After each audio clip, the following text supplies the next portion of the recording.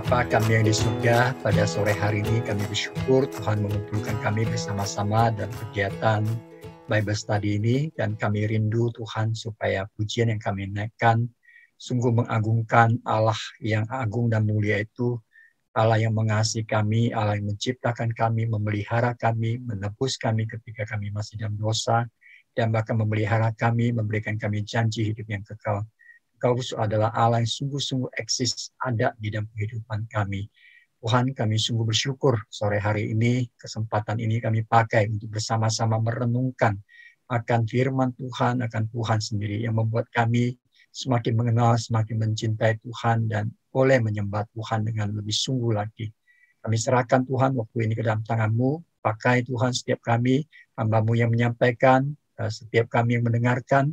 Berikanlah kami hati seorang murid untuk belajar, dan juga berikan kami seorang murid yang taat akan firman Tuhan, sehingga kami menjadi pendengar dan pelaku firman.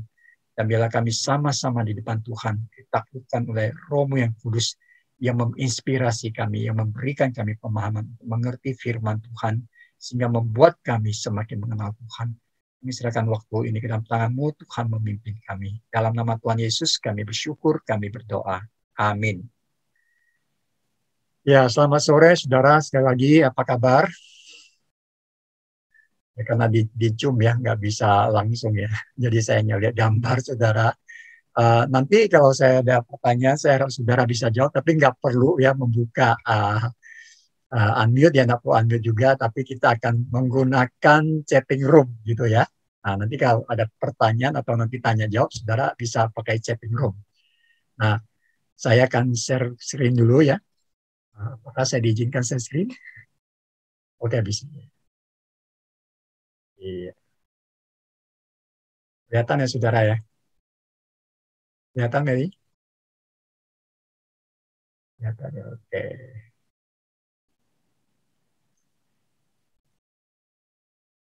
Nah, tema kita hari ini adalah Tuhan, sungguhkah Engkau ada? Ya.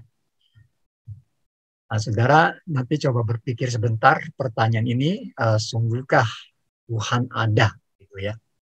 Jadi kalau saudara sudah ada jawaban di dalam hati, saudara mengaminkan iya Tuhan ada, atau saudara masih ragu-ragu gitu ya. Nah, saya mohon bantuan Meli ya. Meli bisa lihat chatting ya, kan saya nggak bisa lihat chatting nih. Nah, nanti Meli tolong bacakan responnya ya. Nah, ini pertanyaannya sekarang adalah, sungguhkah Tuhan ada? Ini pertanyaannya jadi tema. Tapi saya akan mengajak kita untuk melihat pertanyaan ini dulu ya. Di sederhana. Apakah Allah ada? Oke, silakan saudara kasih respon. Nanti Meli akan bacakan ke saya responnya ya. Silakan direspon di chat ya. Saudara ketik cepat-cepat, nggak usah lama-lama. Saudara tinggal ada apa enggak ya. Kalau saudara mau argumentasi ada karena ini juga boleh. Enggak karena ini. Saya ragu-ragu karena ini. Nah, Oke, saudara dari silakan Meli. mengatakan ada, dari Bang Oke, Riko, puji Tuhan ada Pak, ada, oke. ada Kak Risti, ada, dan Kak Aprili juga bilang, Bang Aprili juga bilang ada.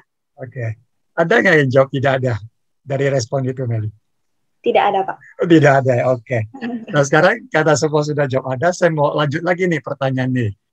Nah, apa alasan saudara mengatakan Allah ada? Oke, jawab lagi ya.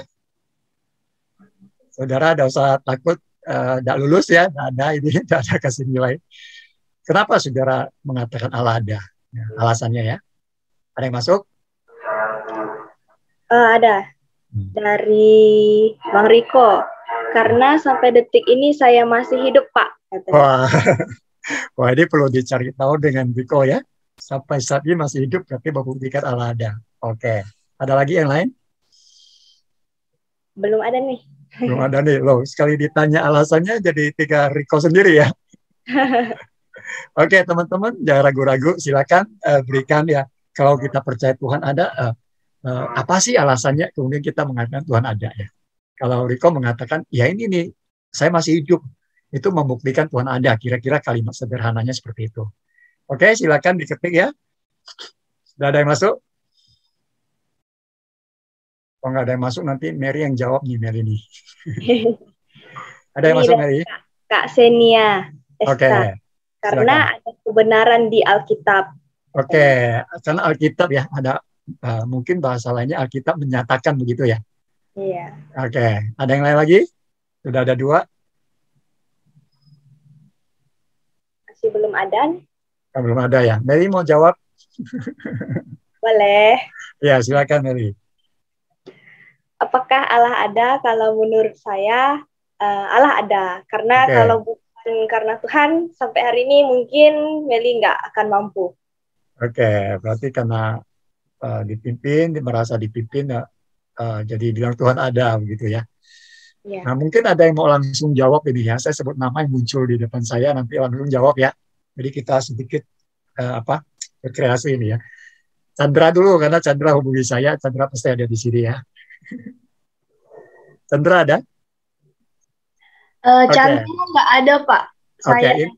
Ini yang tadi siapa nih ya yang pakai nama saya? Oh ya, silakan Mira. Ya.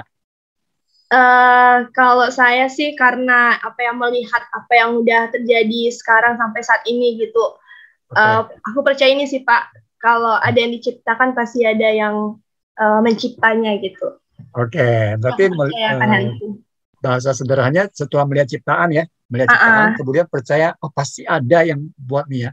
Iya. Botol misalnya pasti, botol ini ya, pasti ini ada yang menciptakan nih gitu ya. Lihat apa lagi nih, lihat buku ya, pasti ada yang ciptakan begitu ya. Oke, terima kasih. Nah ya, sekarang Deta, ini yang muncul di layar saya. Saya panggil saja. Selain Melia ada gambar ya. Di Deta ada, Deta? Pak, orang yang sama. Oh, sorry. Oh, Deta itu pakai punya Chandra ya? Ya, soalnya saya yang jadi host, jadi masuk. Oh, oke. Ya, kita minta bantuan Aldi saja, Aldi Yosua. Aldi, silakan.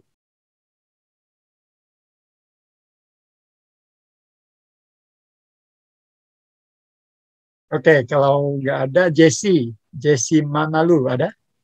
Ini yang muncul di layar saya sebut semua deh. Oke, Pak. Oke, silakan. Ya, Jesse. Saya sebenarnya staf pendamping teman-teman PMK Kota. Oh, nggak apa-apa. Kasih semangat gitu ya. Jadi tanya seniornya. Oke. Allah itu ada. Jawabannya tuh hampir mirip ya, seperti yang Deta katakan gitu ya. Ketika dunia ini ada ciptaan, pasti ada penciptanya. Kemudian ketika kita melihat segala sesuatu bisa teratur gitu ya, hal-hal yang ada di dunia gitu, misalnya kayak bumi yang berputar, kemudian ada siang dan malam, pasti ada hal yang bisa mengaturnya gitu. Ada pribadi yang pada akhirnya bisa mengaturnya gitu, supaya pada akhirnya itu bisa bergerak secara teratur gitu, terarah gitu.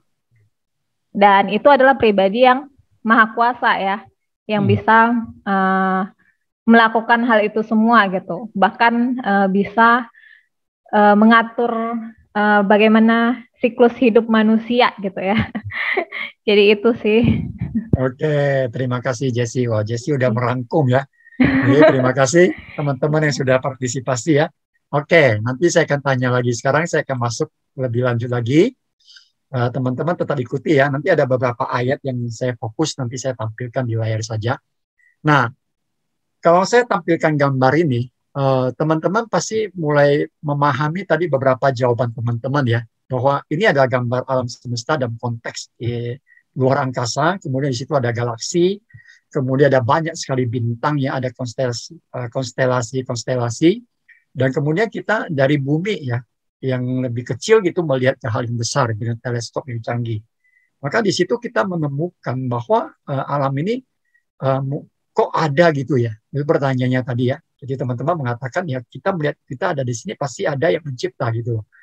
Nah di dalam pertanyaan orang-orang tentang Allah, maka ada satu kalimat yang menarik ya dari satu penulis yaitu Daniel Heidi ya. Daniel Heidi itu di bagian pengantar bukunya Mengapa Percaya Kepada Allah itu dia mengatakan begini. Ada satu kata yang dia senang yaitu ineffable ya. Ineffable itu dari kata Latin ineffabilis. Nah, sekarang ineffabilis ini artinya apa? Ineffabilis adalah sesuatu yang tidak bisa diungkapkan secara memadai dengan kata-kata. Jadi teman-teman tadi mau menjelaskan pertanyaan ini tadi ya, pertanyaan apakah Allah ada? Lalu saudara semua menjawab ada, ya. Nanti saya akan tanyakan kembali pertanyaan ini. Tapi saudara sudah menjawab dengan baik ya, dengan penjelasan. Nah, maka di sini bisa digambarkan seperti kata Heidi tadi ya, bahwa ineffabilis, bahwa sesuatu itu tidak bisa diungkap secara memadai. Artinya Allah sendiri pun tidak bisa kita ungkapkan dengan kata-kata yang memadai untuk mendefinisikannya. Atau bahkan bukan Allah.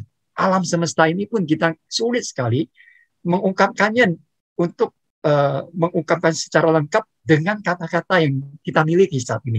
Misalnya kita melihat ya alam ini yang di depan kita ini, wah gimana kita kagum ya. Bahkan kata-kata nggak bisa keluar, hanya bilang, saya kagum. Kagum itu pun tidak cukup memadai untuk menggambarkan keluar biasanya ini ya. Nah dari situ ketika kita tahu ada yang membuat kita begitu kagum, ada sesuatu yang kita tidak bisa diungkapkan, dan saya percaya ketika kita percaya Allah ada, maka Allah di bagian itu kita nggak bisa mengungkapkan dia dengan kata-kata. Nah mari kita lihat ada beberapa jawaban yang saudara tadi juga sudah menjawab tadi ya. Sebenarnya ada 3 ya jawaban secara filosofis tentang Allah itu ada gitu. Allah itu ada. Pertama yaitu jawaban atau argumentasi ontologis. Jadi jawaban ontologis ini mengatakan begini ya. Karena segala sesuatu yang dapat kita bayangkan sebagai keberadaan yang paling sempurna dibatasi oleh konsepsi kita, maka keberadaan yang paling sempurna itu pasti eksis di dalam realitas. Seperti tadi kita melihat alam semesta itu, kita melihat ini keberadaan yang bagus gitu ya, sempurna. Lalu itu menjadi satu konsepsi dan pikiran kita bahwa barang-barang ini ada, yang kita lihat ini ada, pasti ada satu realitas di belakang itu yang lebih sempurna, yang bisa membuat ini semua ada. Jadi ini argumentasi ontologis namanya. Tadi ya, Jesse sempat menjelaskan bagian ini ya dengan bahasa yang lebih mudah dimengerti. Nah kalau bahasa filsafatnya ya ini, bahwa kita percaya bahwa segala sesuatu yang dapat dibayangkan itu dalam pemahaman kita, konsepsi kita, dan keberadaan itu yang paling sempurna. Nah ini argumentasi ontologis. Mari kita lihat argumentasi lain tentang keberadaan Allah, yaitu teleologis ya. Dalam argumen ini dikatakan, karena alam semesta terlihat dan bertindak seolah-olah didesain, maka pasti ada desainernya. Nah kalau kita percaya alam semesta ini begitu teratur tadi ya, ada hukum-hukumnya, gravitasinya pas, kita nggak usah lihat jauh-jauh deh ya. Kita lihat di bumi saja ya. Bumi itu memiliki gaya gravitasi. Gravitasinya cukup untuk membuat kita bisa berdiri dengan tegak, bisa berjalan dan tidak terbang ya. Kemudian tidak membuat kita seperti magnet yang nggak bisa bergerak dengan daya tariknya atau kuat, tidak. Dia pas ya. Kalau teman-teman yang belajar fisika mesti tahu ya, bahwa gravitasi itu berapa ukurannya, sudah tahu pasti. Dan membuat kita itu nyaman, barang-barang ditaruh, kita bisa bangun rumah, makan, dan sebagainya. Tapi kalau kita bandingkan di bulan, ya berbeda gravitasinya. Jauh sekali ya, gaya tariknya lebih ringan dibandingkan di bumi. Nah itu di dekat kita. Artinya apa? Artinya di dalam proses itu, adanya gravitasi sebagai hukum yang mengikat, sehingga kita bisa berdiri dengan tegak di bumi ini. Itu ada yang mendesain. Kalau nggak ada yang desain, nggak mungkin dia ada sendiri. Pasti ada yang mendesain. Nah ini argumentasi teleologis. Jadi sederhananya kalau kita melihat bumi, kita melihat diri kita, melihat struktur tubuh kita, melihat mata kita yang 2 itu, melihat alis kita, melihat telinga kita, ya telinga kita kok nggak lebar besar sekali ya. Kemudian dia cukup ya, ukurannya berbeda-beda, ada yang lurus, ada yang agak sedikit keluar, tapi komponennya sama, dan kemudian bisa menerima suara berapa banyak, kok bisa begitu ya. Bahkan saraf-saraf kita kaji lebih mendalam, itu rumit sekali di dalam. Kok bisa ya? Lalu kita tarik lebih dasar lagi, ketika manusia dari janin, pembentukannya kok bisa seperti itu ya? Pasti ada yang menciptakan sistem ini. Nah, itu disebut argumentasi teologis. Pasti ada desainernya. Persis seperti baju kita ya, teman-teman yang pakai baju modis misalnya ya. Ya kalau laki-laki ya seperti ini terus ya, dari dulu sampai sekarang. Jadi yang putri mungkin banyak macam-macam ya variasinya. Nah itu ada yang mendesainernya, kita sebut desainer baju kan. Ini argumen teologis. Jadi membuktikan Allah ada. Yang argumen kosmologis. Argumen kosmologis ada segala sesuatu yang bergerak harus digerakkan oleh sesuatu yang lain. Dan karena mata rantai penggerak itu tidak mungkin terus berlanjut sampai kepada infinitas, maka pasti ada penggerak utama. Jadinya segala sesuatu yang terjadi di alam ini, dia bisa bekerja, pasti ada penggerak yang lebih besar yang mengatur. Nah, ini argumen kosmologi bahwa keberadaan Allah itu bisa diberikan dengan apa? Keberadaan manusia, keberadaan bumi, keberadaan planet, dan keberadaan alam semesta. Jadi secara kosmologi, bahkan orang-orang zaman dulu pun dengan pengetahuan yang berbeda, terbatas begitu ya, mereka bisa memahami Allah ada begitu. Dengan apa? Dengan alam semesta ini saja. Nah, itu biasanya dari argumentasi kosmologis. Mereka mengamati alam, kemudian menemukan kenapa bumi, kemudian dulu kan dianggap bumi itu diputarin matahari ya, karena belum canggih ilmunya kan ya. Jadi mereka berdiri melihat kayaknya matahari memutar kita ya, maka ada teori geosentris gitu ya. Kemudian akhirnya menemukan Johannes Kepler, kemudian menemukan satu pemahaman baru, dia mengatakan ya, Galileo Galilei sudah menambahkan teropong dan Johannes Kepler memastikan ya bahwa bukan bumi yang dikelilingi oleh matahari, tapi matahari kita bumi, justru bumi yang mengelilingi matahari. Nah, di situ terjadi sebuah peningkatan pemahaman dalam hal pengetahuan. Namun ketika mereka berbicara itu dari sudut yang berbeda, bara yang bergerak itu ada diri situ dia nggak kelihatan, karena yang jauh kelihatannya yang bergerak. Maka dia berpikir ini gerak kok sama terus ya, terus tiap hari. Coba kita lihat ya, tiap hari. Makanya waktu kita SD kita belajar matahari terbit di timur, sampai ada lagunya ya. Matahari terbit di timur, kemudian dia terbenam di barat. Nah, apakah betul matahari terbit di timur gitu ya? Atau kita berputar berlawan arah kalau mau jawab secara akademis ya, secara ilmu pengetahuan. Tapi kita pemahamannya itu bahwa matahari terbitnya di timur ya, karena kita seakan-akan kita tidak bergerak. Nah, berarti dengan gerakan ini siapa sih yang mengatur, siapa sih yang kasih hukum ini? Ah, di situ kita katakan ada oknum yang lebih besar. Ya, tadi teman-teman katakan ada oknum yang lebih besar, bukan saja alam semesta ini, tapi hidup manusia juga. Nah, 3 argumen ini sebenarnya bisa menolong kita untuk menyatakan bahwa Allah itu ada. Nah, teman-teman, kita kembali lagi. Ketika saya tanyakan kembali apakah Allah ada, teman-teman waktu menjawab Allah itu ada, maka pikirannya sudah berbeda. Kenapa? Allah ada bisa dibuktikan. Melihat alam semesta, melihat diri kita sendiri, melihat semua yang terjadi. Ya. Nah, kemudian, ada nggak teman-teman yang mau mengkritisi pertanyaan ini? Nah, saya mau tanya lagi nih. Pertanyaannya begitu ya. Apakah pertanyaan ini benar apa enggak? Ah, gitu aja. Kalau benar ya, ya benar. Wah, dia agak sedikit mendalam ya, teman-teman ya, nggak apa-apa ya. Oke, nanti Mary bacakan lagi. Pertanyaannya, apakah Allah ada? Pertanyaan apakah Allah ada ini benar atau tidak?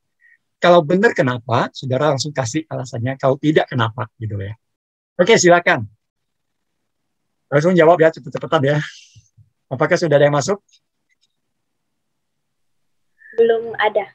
Belum ada ya. Ayo teman-teman, kasih saya semangat ya biar saya melihat jawaban saudara. Oke. Apakah pertanyaan ini benar? Nah, nanti kalau Meli ada yang masuk nanti bacakan ya. Saya coba panggil ya, siapa tahu teman-teman ada yang mau langsung aja ya. Coba saya panggil di depan laptop saya. Tioma ada, Tioma? Ada Oke, Pak. siap. Nah, sekarang menurut Tioma pertanyaannya benar apa enggak? Mungkin kalau dari penjelasan Bapak sebelumnya lebih tepatnya bertanya siapakah yang menciptakan ini semua, yang menggerak, yang mengatur alam semesta ini semua. Oke. Berarti pertanyaannya menurut dia masalah ya? Ya, begitu. Oke. Sudah ada satu orang bilang, terima kasih Tioma. Saya tanya lagi Senia, apakah ada Senia? Senia Esta, apakah ada? Ini ada satu masuk. Oh, oke. Silakan baca Mili. Dari Bang Riko. Menurut saya nggak perlu ada, karena semua percaya pasti ada yang terutama dan titik pusat yang pasti disebut Tuhan. Oke, berarti menurut Riko pertanyaannya salah ya. Kita simpulkan begitu ya. Oke, terima kasih. Saya minta lagi coba Risti. Ada Risti? Apakah benar Risti Octavia?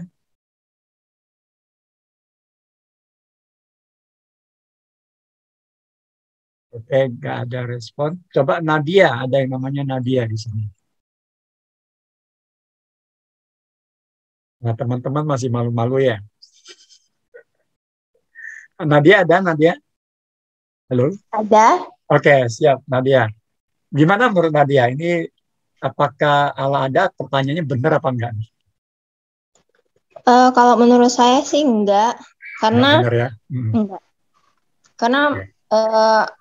Ada beberapa orang yang enggak peduli gitu apakah Allah itu ada atau enggak. Oh, jadi karena itu akhirnya pertanyaan nggak perlu gitu ya, salah pertanyaannya.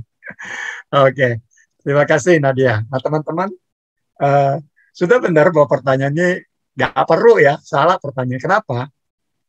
Karena kalau Allah nggak ada, kenapa perlu tanya dia ada apa enggak gitu? Nangkap ya maksudnya ya. Kata Allah itu ada, berarti barang itu ada, baru kata itu ada, bukan ya? Betul ya? Misalnya saya ngomong begini, apakah air ada? Nah, air itu ada karena saya lihat di air gitu ya. Berarti waktu saya tanya apakah air ada, itu nggak perlu ditanya gitu, sudah ada barang itu. Apakah Meli ada? Ada sih Meli di depan saya ya, walaupun ya ini ya hanya foto sama kamera yang tayangkan gitu ya. Apakah Nadianya? Ada, Nadia saya dengar suaranya, bisa nggak tahu wajahnya, bisa begitu ya. Karena waktu sebut Nadia, Meli itu berarti ada, baru kita kasih nama.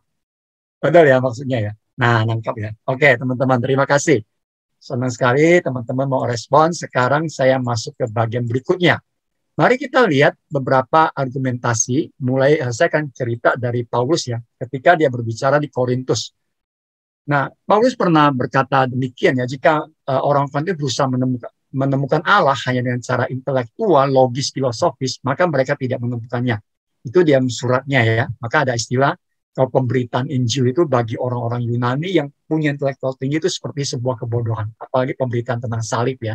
Nah, Paulus mau mengatakan bahwa jika berusaha mencari Allah hanya dengan cara intelektual, berpikir logis, filosofis, maka dia tidak akan menemukan Allah. Mari kita lihat di dalam Korintus 1:8-15 dia berkata demikian.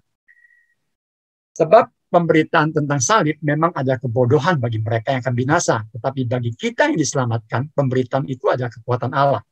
Karena ada tertulis, aku akan membinasakan hikmat orang-orang berhikmat dan kearifan orang-orang bijak akan kulenyapkan. Di manakah orang yang berhikmat? Di manakah ahli Taurat? Di manakah pembantah dari dunia ini? Bukankah Allah telah membuat hikmat dunia menjadi kebodohan? Oleh karena dunia dan hikmat Allah tidak mengenal Allah oleh hikmatnya, maka Allah berkenan menyelamatkan mereka yang percaya oleh kebodohan pemberitaan Injil. Jadi di bagian ini, Paulus mau mengatakan bahwa hikmatnya Allah itu ya, itu sebenarnya sudah Allah sampaikan. Dan dia beritahu kepada manusia, tetapi manusia ini seolah-olah tidak mau. Ya. Maka akhirnya pemberitaan itu seperti sebuah kebodohan, karena manusia merasa diri lebih pintar, berpikir bahwa oh nggak benar, Allah nggak ada, Kristus yang datang itu bukan ya. Nah itu membatasi. Ayat 22 mengatakan demikian. Orang-orang Yahudi menghendaki tanda. Jadi orang Yahudi itu sukanya ada tanda ya. Misalnya waktu Allah menyertai mereka, Tuhan kasih tanda ya, air terbelah, air laut merah terbelah ya. Kemudian Musa pukul gunung ya, kemudian di gunung batu itu keluar air ya. Tadi airnya pahit, sekarang airnya enak diminum. Itu ada tanda-tanda ya. Waktu Yesus melakukan banyak sekali mujizat, wah mereka ikut. Tapi waktu Yesus ditangkap semua pada nggak ada di situ ya. Jadi orang Yahudi itu memang sukanya lihat, menghendaki ada tanda, baru dia percaya. Sementara orang Yunani bagaimana? Orang Yunani pakai hikmat ya, mencari kemampuan pemahaman, filsafat ya, mempelajari seluruhnya dan baru mau menyatakan Allah ada. Tetapi kata Paulus, kami memberitakan Kristus yang disalibkan. Untuk orang yang Yahudi suatu batu sandungan, untuk orang-orang bukan Yahudi suatu kebodohan. Tetapi untuk mereka yang dipanggil, baik orang Yahudi maupun orang bukan Yahudi, Kristus adalah kekuatan Allah dan hikmat Allah. Sebab yang bodoh dari Allah lebih besar hikmatnya daripada manusia, yang lemah dari Allah lebih kuat daripada manusia ya. Yang lemah dari Allah lebih kuat daripada manusia yang berhikmat maksudnya. Nah, rekan-rekan di dalam bagian ini kita bisa melihat ya bahwa memang Paulus ingin mengatakan bahwa ketika Injil diberitakan, Allah menyatakan dirinya Maka waktu orang mendengar, mereka menggunakan cara intelektual, logis, filosofisnya, mereka tidak menemukan itu, akhirnya mereka menolak. Maka Injil diberitakan seperti itu sebuah kebodohan. Tapi di mata Tuhan, kebodohan yang dari Allah sendiri pun yang jauh melampaui hikmat dari manusia. Nah, dari sini kita melihat Paulus mengatakan Allah ada yang berkuasa itu. Tapi kalau manusia yang ciptaan ini, dari debu tanah ini, mau membuktikan mencari Allah atau tidak, yaitu usaha yang sia-sia sebenarnya. Karena itu tidak perlu, karena Allah itu memang ada. Mari kita lihat apa kata Bapak Gereja ya. Lalu apakah tidak perlu pengetahuan? Tentu perlu ya. Nah, Agustinus dari Hippo mengatakan, saya percaya, ini bicara iman. Supaya saya memahami. Jadi dia percaya dulu ya, bahwa Allah ada, baru saya belajar memahami. Dan saya memahami agar percaya saya lebih baik. Jadi tidak sembarangan percaya. Jadi sebenarnya Matius 22 mengatakan demikian. Ketika Yesus menjawab pertanyaan orang-orang Farisi ya, ahli Taurat itu, apa hukum utama yang terutama? Yesus simpulkan ya. Pertama ya, kasihlah Tuhan Allahmu dengan segenap hati ya, dengan segenap jiwa. Tetapi jangan lupa dengan segenap akal budi. Nah, kesimpulan Agustinus dari Hippo menarik ya. Allah ada, saya percaya. Nah, setelah saya percaya, saya berusaha untuk memahami walaupun saya terbatas. Nah, ketika saya sudah mulai memahami, maka saya percaya saya itu lebih baik lagi, dikuatkan lagi. Nah, ini kata Agustinus itu. Nah, rekan-rekan, pertanyaan berikutnya adalah, mengapa lalu kita percaya Allah ada? Saya kutip dari Katekismus Besar Westminster ya. Ini membantu kita ya. Di sini dijawab begini. Mengapa kita percaya Allah ada? Karena terang dari natur di dalam manusia dan karya-karya Allah menyatakan dengan jelas bahwa Allah ada. Tetapi hanya firman dan rohnya yang secara memadai dan efektual menyatakan ia kepada manusia untuk keselamatan mereka. Jadi di dalam kesimpulan katekismus ini bahwa terang dari natur diri dan manusia. Jadi natur diri kita sendiri dan karya Allah itu menyatakan jelas bahwa Allah ada. Tadi teman-teman sudah menjawab ya. Kemudian, tetapi hanya firman dan roh yang secara memadai dan efektif ya, menyatakan itu kepada manusia. Menyatakan Allah itu kepada manusia dan untuk keselamatan mereka. Nah, dari jawaban dari katekismus besar ini, kita bisa melihat beberapa hal. Kenapa saya percaya Allah itu ada ya? Satu, terang dari hati nurani. Jadi secara alami manusia itu tahu Allah ada. Tadi teman-teman mengungkapkan di depan ya. Nah, ini secara alami ya. Di Alkitab juga mengatakan Tuhan memberikan kekekalan dalam hati manusia. Atau di bagian Roma dikatakan mengenal Allah, mereka mengenal Allah tetapi mereka tidak memuliakan Dia. Mereka punya pengetahuan itu. Kemudian Efesus 18 mengatakan ya, karena pengertian mereka sendiri digelapkan sehingga mereka tidak akan menyembah Allah. Nah, rekan-rekan mungkin bisa lihat ya, kalau kita baca sejarah nenek moyang kita dulu ya, menyembahnya bisa lihat ada yang lebih besar dari dirinya, ada pohon yang besar ya, ada batu yang besar ya, kemudian ada kejadian-kejadian alam ya, misalnya petir ya, bahkan ada dewa petir gitu. Nah, itu semua bagaimana masih menganggap itu adalah yang lebih besar dari dia, oknum yang lebih besar dari dia, dianggap itu seperti Allah. Sehingga banyak di dalam warisan-warisan budaya, manusia kemudian berusaha mengungkapkan dirinya mencari Tuhan. Nah, itu yang diartikan secara antropologi itu ada agama ya. Agama itu adalah manusia mencoba mencari Allah begitu. Jadi di dalam hati nurani kita, diterang di hati nurani kita, itu sudah secara alami bahwa Allah itu ada. Nah, saya senang dengan Pengkhotbah 3:11 ya. Segala sesuatu Allah ciptakan, Allah tentukan waktunya, dan Allah memberikan kekekalan dalam hati manusia, supaya manusia takut akan Dia. Di dalam Pengkhotbah pasal 3 itu ya. Nah, ini terang hati nurani. Kemudian Allah ada di Kejadian pasal 1 ayat 1. Kita mengatakan apa? Pada mulanya Allah ya. Jadi nama Yahweh itu ya, Allah ya. Kalau kita bacanya Elohim di situ. Jadi Alkitab mengatakan Allah ada ini. Di Kejadian pasal 1 ayat 1 sudah langsung menyatakan ya. Ini bagian pertama. Yang kedua, mengapa kita percaya Allah ada? Yaitu lewat karya-karyanya. Nah, saya lebih mudah memahami ya ketika melihat alam semesta. Misalnya Mazmur mengatakan yang 82, Tuhan, Tuhan kami, betapa mulianya namamu di seluruh bumi. Lalu keagunganmu, kehebatanmu itu ya, mengatasi langit itu dinyanyikan. Di ungkapan yang indah sekali ketika Mazmur katakan, Tuhan kau begitu mulia. Kemudian dikatakan, keagunganmu itu loh, mengatasi langit dan dinyanyikan, diberitakan. Ayat 4, jika aku melihat langitmu, buatan jarimu, bulan dan bintang-bintang yang kau tempatkan. Nah, ini berarti sebatas yang bisa manusia lihat ya. Di pemazmur katakan, aku melihat ke langitmu, langit ciptaan Tuhan, buatan jari Tuhan. Ini ungkapan antropologis ya. Jadi antropomorf, jadi dianggap seperti manusia, Allah punya jari. Nah, kemudian bulan dan bintang yang kau tempatkan. Jadi penciptaan itu di alam semesta ini yang sejauh mata bisa memandang. Lalu responnya ada, apakah manusia sehingga Tuhan mengingatnya? Apakah anak manusia sehingga engkau mengindahkannya? Jadi dari karya-karya alam semesta ini kita tahu Allah ada. Jadi rekan-rekan yang sudah percaya Allah ada, justru makin melihat ya alam semesta ini makin kagum ya. Allah itu benar-benar ada. Ya, dia luar biasa. Memang saya tidak bisa melihat dia, tetapi karya-karyanya memperkenalkan kita kepada dirinya. Maka orang-orang zaman dulu yang tidak punya Alkitab, mereka selalu percaya ada yang oknum yang paling besar itu.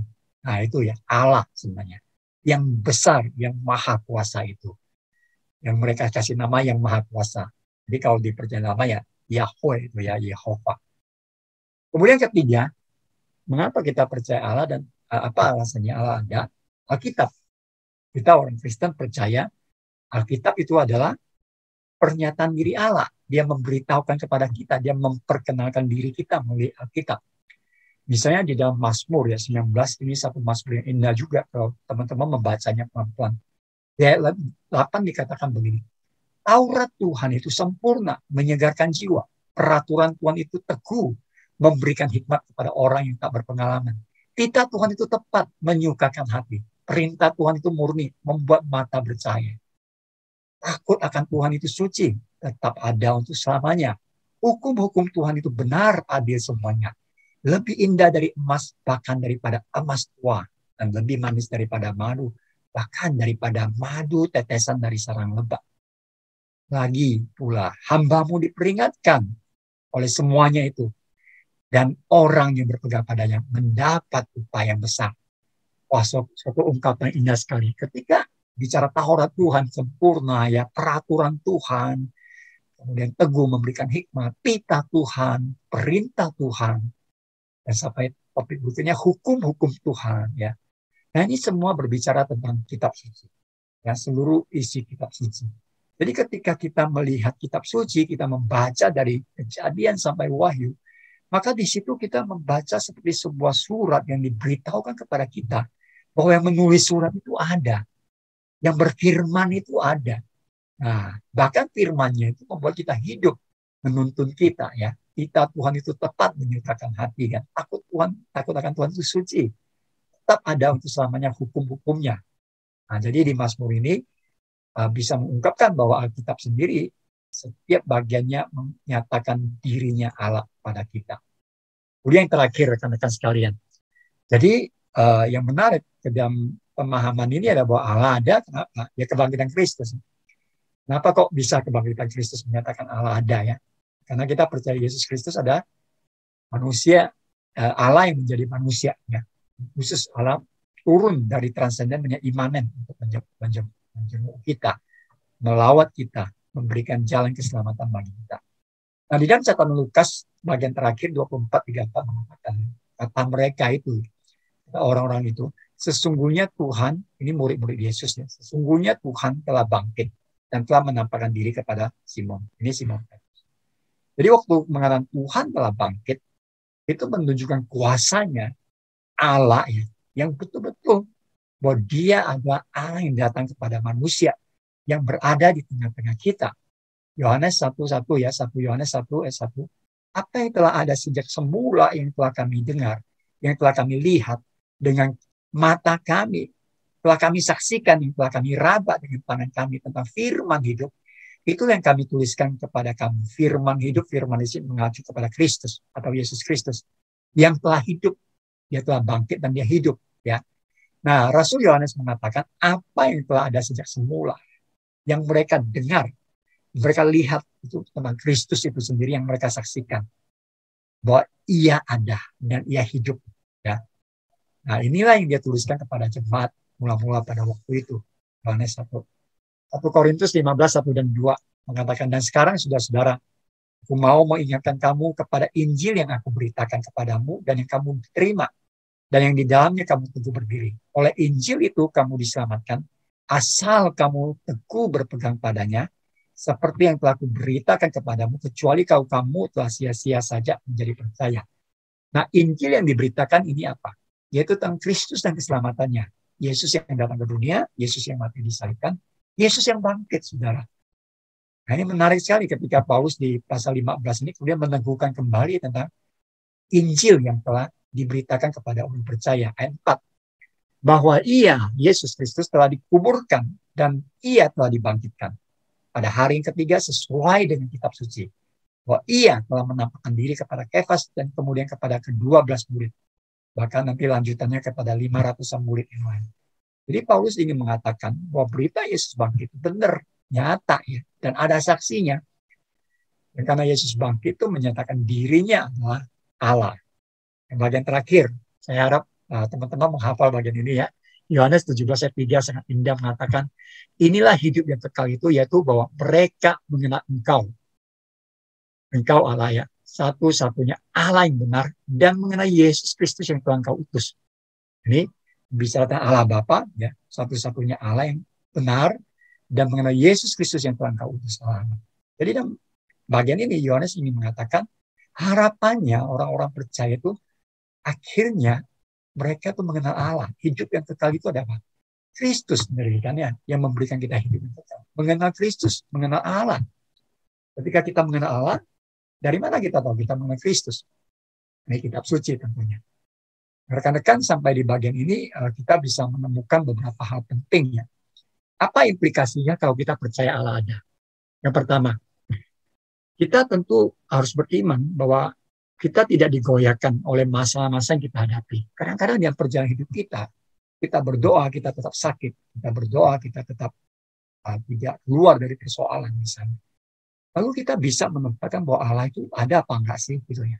Nah, tetapi ketika kita punya iman yang percaya tadi, dan kita memahami, seperti kata Agustinus ya, kita beriman lebih baik karena kita belajar memahami tentang eksistensi Allah itu, lewat alam, lewat kitab suci, maka kita percaya menaruh iman di situ.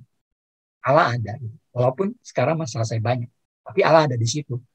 Walaupun sekarang saya lagi kerja skripsi, kehilangan ide, Allah ada di situ. Dia tetap Allah, walaupun masalah saya banyak. Jadi masalahnya saya yang banyak, persoalan hidup saya, itu tidak menghilangkan eksistensinya. Dan itu tidak juga membuat saya mesti menghilangkan iman saya, karena eksistensi Allah tetap ada. Yang pertama. Yang kedua, ketika kita belajar tentang keberadaan Allah, dan kita percaya itu, maka kita menyembah Dia. Walaupun di Zoom ya, rekan-rekan sekalian ya, waktu kita di Zoom itu godanya banyak sekali. Saya nggak tahu teman-teman menghadapi godaan itu apa enggak ya. Misalnya kita tiba-tiba kok ini ya, sendirian gitu ya berhadapan dengan laptop gitu ya. Tapi kalau kita tahu Allah ada, kita menyembah Dia. Ya kita sungguh-sungguh datang kepada Dia. Nah, waktu kita beribadah di gereja bersama saudara-saudara yang lain, kita tahu Allah ada di situ, maka kita nyanyinya mesti benar. Nyanyinya mesti sungguh-sungguh. Waktu kita tahu Allah ada di situ, kita membaca firman Tuhan yang merenungkannya sungguh-sungguh. Ya, nah itu membuat kita menyembah Dia dengan hati yang sungguh-sungguh ya. Hati yang sungguh-sungguh memahami bahwa Allah ada di situ. Aku mau menyembah Dia karena Dia ada. Yang ketiga, ketika kita belajar bahwa Allah itu ada dan kita mengimani, kita harus terus belajar mengenalnya. Nah, saya ambil dua ya. Untuk mengenal Allah, saya sebut yang pertama gereja. Gereja berarti orang yang percaya lain. Ini komunitas. Jadi saudara perlu berkumpul di komunitas seperti ini dan kita terus belajar. Jadi teman-teman yang mengenal Allah juga belajar ya. Jadi saling berbagi pengalaman hidup kita, memahami firman Tuhan. Kemudian kita berpikir ya bagaimana kita mengenal Allah lebih dalam misalnya. Yang kedua adalah disiplin rohani. Saudara berdoa, saudara baca firman, saudara kemudian melakukan banyak pelayanan, misalnya kegiatan-kegiatan di kampus, termasuk melakukan pekerjaan saudara sebagai mahasiswa misalnya. Atau kita sebagai pembina di sini. Maka kita harus terus-menerus melakukan itu. Ujungnya adalah membuat kita semakin mengenal Allah. Jadi apapun kita kerjakan itu, ujung-ujungnya membuat kita memahami keberadaan Allah itu, mendorong kita untuk terus mengenal Dia. Nah, rekan-rekan, dari 3 ini, saya rindu supaya teman-teman ingat ya, kembali ke pertanyaan semula ya. Tuhan sungguhkah ada? Dan kita bersama-sama menjawab bahwa Tuhan itu betul-betul ada.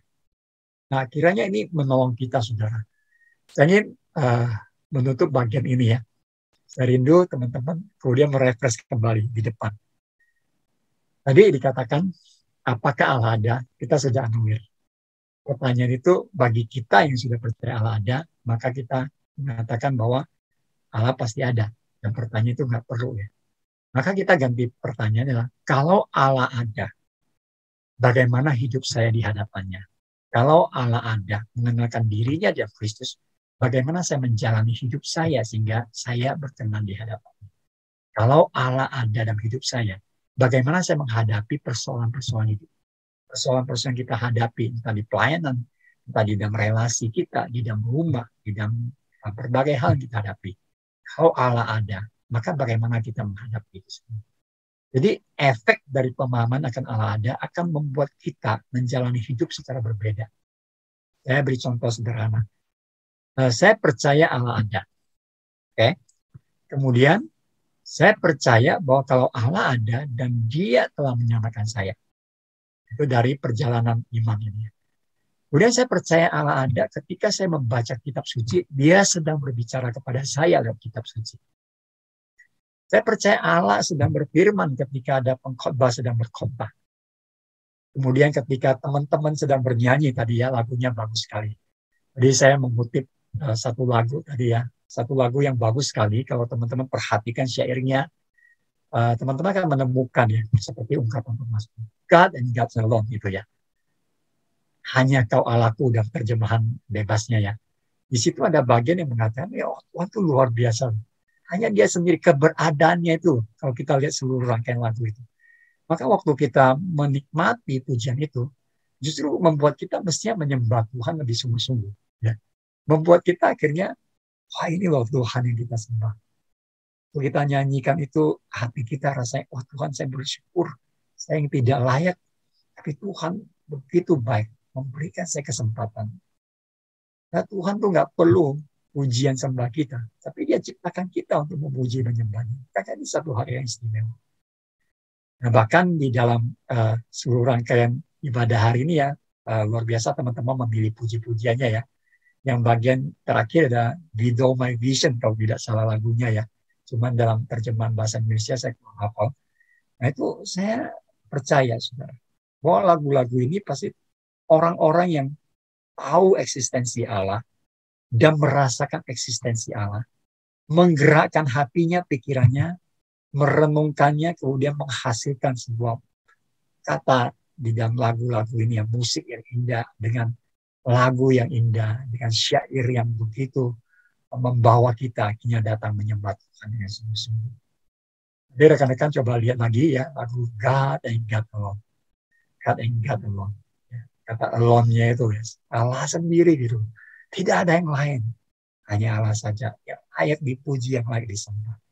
Nah kalau Dia ada, bagaimana hidup saya? Dia harus berpengaruh pada hidup saya. Saya harus semakin hari semakin belajar mengenal Dia. Rekan-rekan, biarlah sharing dan juga diskusi ngobrol kita hari ini bisa menolong ya rekan-rekan ketika menjalani hidup, khususnya di masa pandemi yang belum selesai ya, COVID yang masih berlanjut. Ya, saya pikir juga ada teman-teman yang terpapar dan sebagainya. Walaupun kita kelihatannya masih kuat ya, nah, tapi kita percaya bahwa itu juga di dalam pemeliharaan Tuhan.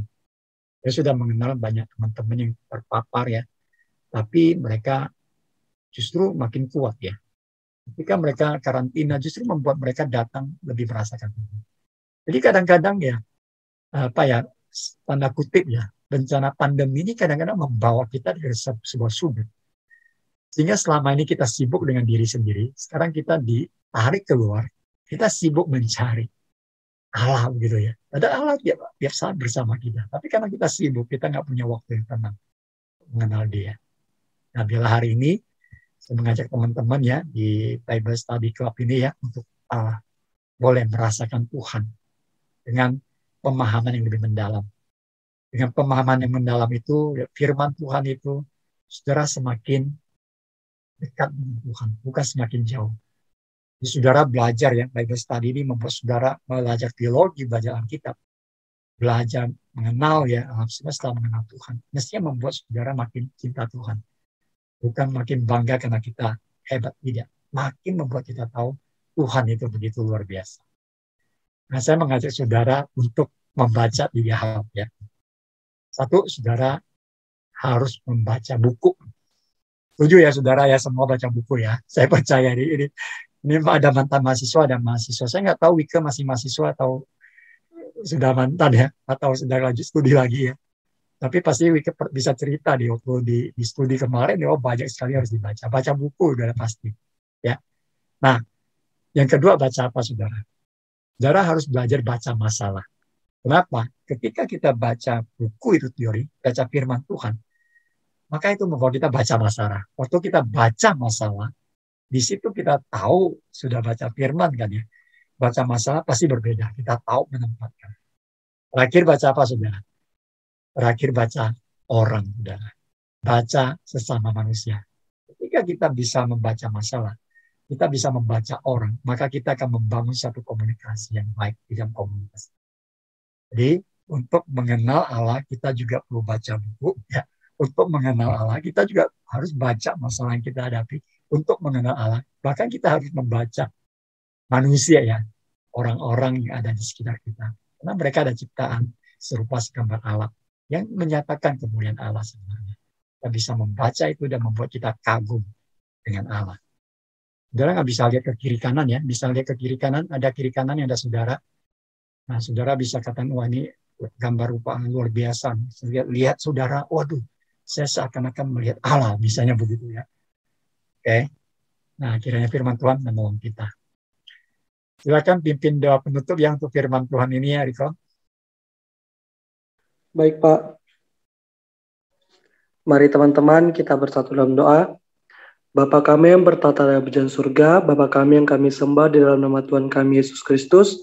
Kami mengucap syukur ya Tuhan untuk kasih karunia Tuhan, untuk kemuliaan Tuhan. Hingga pada saat sore hari ini Tuhan, kami telah mendengarkan perenungan Tuhan ya Tuhan. Kiranya Engkau memberkati kami Tuhan, Engkau memberkati setiap kami. Kiranya apa yang kami dengarkan ya Tuhan melalui Bible Study dengan tema Tuhan sungguh ada. Kiranya itu dapat memberkati setiap kami. Kiranya kami dapat merenungkan dan menjadi rema dalam kehidupan kami. Dan selanjutnya Tuhan, kiranya Engkau memberkati Bapak yang sudah memberitakannya firman Tuhan kepada kami, kiranya Engkau selalu memberkati beliau ya Tuhan.